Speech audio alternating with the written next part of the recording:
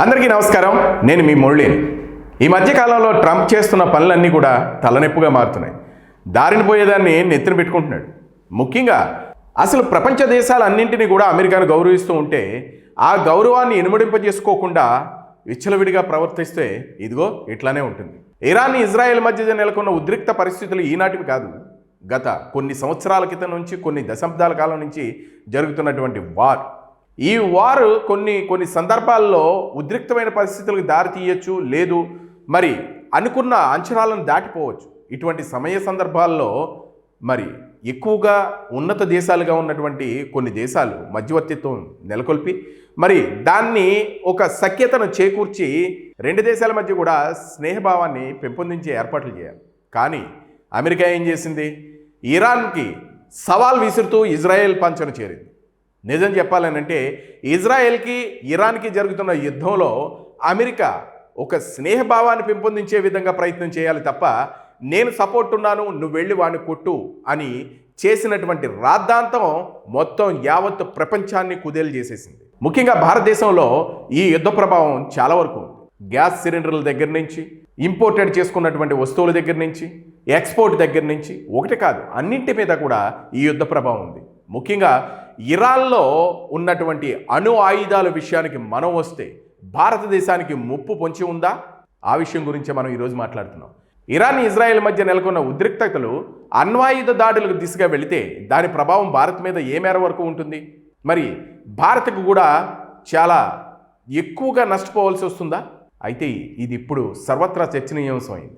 ముఖ్యంగా ఇరాన్లోని అణు కేంద్రాలపై దాడులు జరిగితే అక్కడ విడుదలయ్యే రేడియేషన్ గాలి ద్వారా ప్రయాణించి భారత్లోని ముంబై, హైదరాబాద్ వంటి నగరాలకు చేరుతుందనే ఆందోళనలు వ్యక్తమవుతున్నాయి. గతంలో ఉక్రెయిన్లోని చెర్నోబిల్ రియాక్టర్ పేలినప్పుడు ఆ ప్రభావం వేల కిలోమీటర్ల దూరంలో దేశాలపై పడిపోయింది. ఉదాహరణలో ఇప్పుడు ఇరాన్ నుంచి భారత్కు ఉన్న సుమారు డిస్టెన్స్ చూస్తే 2500 నుంచి 3500 కిలోమీటర్ల దూరం ఉంది. అయితే రేడియేషన్ వ్యాప్తికి ఇది ఏమీ అసాధ్యం కాదని విశ్లేషకులు చెప్తున్నారు. అంటే రేడియేషన్ అంత దూరం రాదు అని గుండెల మీద చేసుకుని కూర్చోవడానికి ఏమీ లేదు. ఇక సాంకేతిక పరంగా చూస్తే రేడియేషన్ అనేది ఫ్లూమ్స్ రూపంలో, అంటే గాలి దిశగా వేగంగా వాతావరణ పరిస్థితులపై ఆధారపడి ఉంటుంది, గాలి దిశగా ప్రయాణం చేస్తుంది. ఇక ఇరాన్లోని బుషహర్ వంటి కీలక అణు ప్లాంట్లపై దాడులు జరిగితే ఆ రేడియో ధార్మికత గాలి ద్వారా తొలుత గల్ఫ్ దేశాలకు చేరుకుంటుందట. ఆ తర్వాత సముద్ర మార్గం గుండా గుజరాత్, అంటే మన భారతదేశంలో ఉన్న గుజరాత్, మహారాష్ట్ర తీర ప్రాంతాలకు చేరే అవకాశం ఉంది అని చెప్తున్నారు. ఒకవేళ రేడియేషన్ ప్రభావం తీవ్రంగా ఉందనుకోండి, బాగా ఎక్కువగా ఉందనుకోండి, అయితే అప్పుడు ఏం జరుగుతుందంటే మానవ శరీరంలో డిఎన్ఏను బాగా దెబ్బతీస్తుందట. క్యాన్సర్ వంటి ప్రాణాంతక వ్యాధులు రావడానికి ఛాన్సెస్ ఉన్నాయి.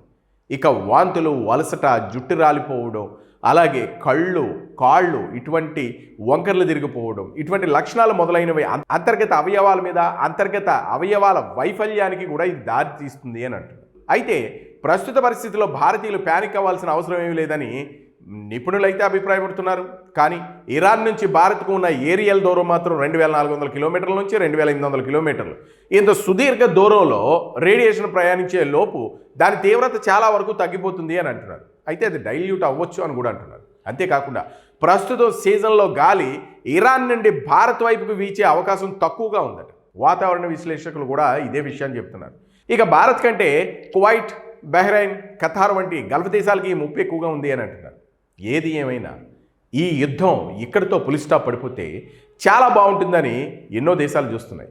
నేను తోపంటే నేను తురుము అని అమెరికా అధ్యక్షుడు ట్రంప్ చేస్తున్నటువంటి వెకిలి వేషాలే అనుకోవచ్చు, లేదా పిచ్చి పిచ్చి పనులే అని అనుకోవచ్చు. ఒకవేళ ఇతను చేస్తున్నటువంటివి మానసిక సంఘర్షణకు లోబడి ఇతను యుద్ధం చేస్తున్నాడు. అక్కడ ఏమి జరగకపోయినా జరిగిపోయిందని, మరి ఇరాన్ వాళ్ళు మా కాళ్ళు పట్టుకున్నారని, లేదు ఇరాన్ మమ్మల్ని బ్రతిమలాడుతుంది యుద్ధం చేయొద్దని, ఇటువంటి సిల్లీ ఫెలోస్ మాట్లాడుతూ ఉంటే అక్కడ రెచ్చగొట్టే విధానంతో వాళ్ళు మరికొన్ని విషయాలు ముందుకు తీసుకుని వెళ్తున్నారు. ఇక హర్ముజ్ జలసంధి గురించి మనం మాట్లాడుకున్నట్లయితే అమెరికా షిప్స్ అక్కడ కొన్నింటిని వాళ్ళు బ్లాక్ చేసేసారు. వాటిని రానివ్వకుండా మేము అడ్డుకుంటామని బహిరంగంగానే చెప్తున్నారు.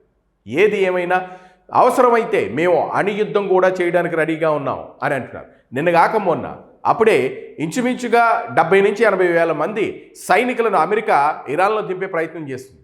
అంటే అమెరికా యొక్క ముఖ్య ఉద్దేశం ఏంటంటే ఆ చుట్టుపక్కల ఉన్నటువంటి ద్వీపాలన్నింటిని కూడా వీళ్ళు హ్యాండ్ ఓవర్ చేసుకుందాం అన్న ఆలోచనలో ట్రంప్ ఉన్నారు. మరి ఇరాన్ ఊరుకోవట్లేదు, ఎక్కడ తగ్గట్లేదు. మేము అవసరమైతే అణుయుద్ధం కూడా చేస్తాం అని చెప్పుకొని వస్తున్నారు. ఆల్రెడీ అమెరికా సైనికులు 3,000 నుంచి 5,000 మంది ఇరాన్లో ప్రవేశించడం కూడా జరిగింది. మరి ఇరాన్ అయితే బాహాటంగా మరి నరకానికి స్వాగతం అని బోర్డులు కూడా పెట్టింది. అంటే అమెరికా సైనికులు ప్రతి ఒక్కళ్ళని కూడా మేము అక్కడ షార్క్ చేపలకు మేము ఆహారంగా వేస్తాం అని బహిరంగంగా చెప్తున్నారు. ట్రంప్ అయితే ఎక్కడ తగ్గే పరిస్థితి లేదంటున్నాడు. అలాగే ఇరాన్ కూడా ఎక్కడ తగ్గే పరిస్థితి లేదని చెప్తుంది. ఏది ఏమైనా ఇది అణుయుద్ధానికి మాత్రం దారితీస్తే, ఒకవేళ అత్యవసర పరిస్థితి ఏర్పడితే, రేడియేషన్ లీక్ అయితే ప్రజల ఇళ్లకే పరిమితం కావడం చాలా మంచి పని. అంటే ఇండోర్ స్టే ఉత్తమ మార్గం అంటున్నారు. కిటికీలు, తలుపులు పూర్తిగా మూసివేసి గాలి చొరబడకుండా జాగ్రత్త పడాలి. పొరపాటున బయట ఉన్నప్పుడు రేడియేషన్ సోకినట్లు కానీ మనకు అనుమానం కానీ వచ్చిందనుకోండి, వెంటనే ఇంటికి వచ్చేసి మనం కరోనాలో బట్టలు తీసేసి దూరంగా ఎలా పడిచేసేవాళ్ళం, ఆ బట్టలన్నింటినీ కూడా ప్లాస్టిక్ కవర్లో కట్టేసి దూరంగా పారేయాలి. థైరాయిడ్ క్యాన్సర్ ముప్పు నుంచి తప్పించుకోవడానికి పొటాషియం అయోడైడ్ వంటి మాత్రలు అందుబాటులో ఉంటాయట. ఏది ఏమైనా వీటిని కేవలం వైద్యుల సలహా మేరకే తీసుకోవాలని కూడా మరి నిపుణులు అయితే చెప్తున్నారు. ఓవరాల్గా మనం ఇక్కడ మాట్లాడుకోవాల్సింది ఏంటంటే, ఇరాన్ ఇజ్రాయెల్ యుద్ధం వల్ల భారత్లో మళ్ళీ లాక్డౌన్ విధిస్తారనే వార్తలు ఇప్పటికైతే చాలా ప్రబలిపోయాయి. అందులో వాస్తవం ఏమీ లేదు, కంగారు పడకండి.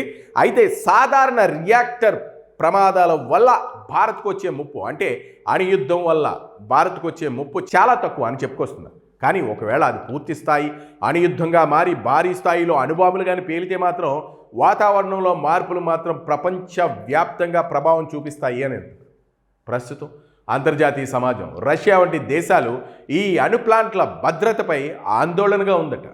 కాబట్టి సోషల్ మీడియాలో వచ్చే పుకార్లను నమ్మకుండా అధికారిక సమాచారం కోసం వేచి చూడటం శ్రేయస్కరం. అందుకనే ఎక్కడ ఏ విషయం వచ్చినా దాన్ని చూసేసి మనం గాబరా పడిపోవాల్సిన పని లేదు. ప్రభుత్వాలు మన కోసం కొంత సమాచారాన్ని మనకు అందిస్తాయి, కొంతే కాదు పూర్తి సమాచారాన్ని మనకు అందిస్తూ ఉంటాయి. ఆ సమాచారాన్ని చూసి మనం జాగ్రత్త పడటం ఎంతో శ్రేయస్కరం.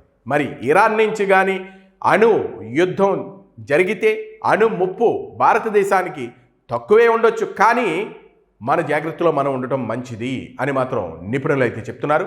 ఈ వీడియోపై మీ అభిప్రాయాలను కామెంట్ రూపంలో తెలియజేయండి, లైక్ చేయండి, షేర్ చేయండి. Thank you.